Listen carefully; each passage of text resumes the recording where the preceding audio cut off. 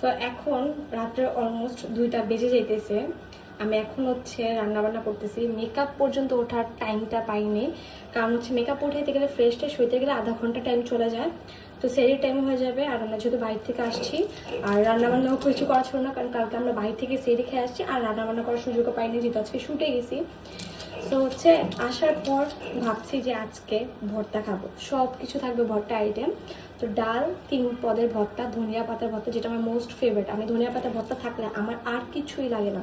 আর ইয়াসিনের আলু ভর্তা, আর হচ্ছে বেগুন দিয়ে আমি হচ্ছে টমেটো ভর্তা করি, তোমাদেরকে সব দেখাবো। ভাবলাম আজকে রান্নাবান্না করতে করতে তোমাদের সাথে কিছু ভিডিও করি, কারণ অনেকেই ভাবো আমি শুধু বাইরে শুটই করি, রান্নাবান্না মনে হয় না বাসায় করি।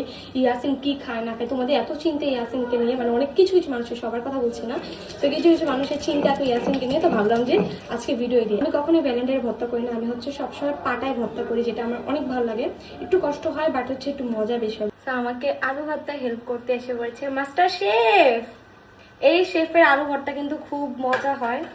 আমি আলু ভর্তা এরকম ভালো করে বানাইতেই পারি না, ও অনেক সুন্দর করে আলু ভর্তা মাখে।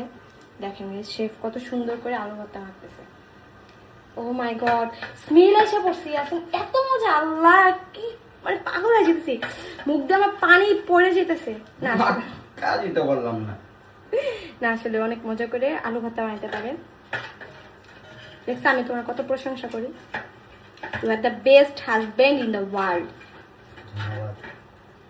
এখানে রাখো, বেশি বড়, ছোটটা দিয়ে রাখো তো, এগুলো মাইক খাওয়া দিকে রেখে দাও নাকি, বেশি বড় হয়ে গেছে। তুমি বুঝোই না কোনো কিছু।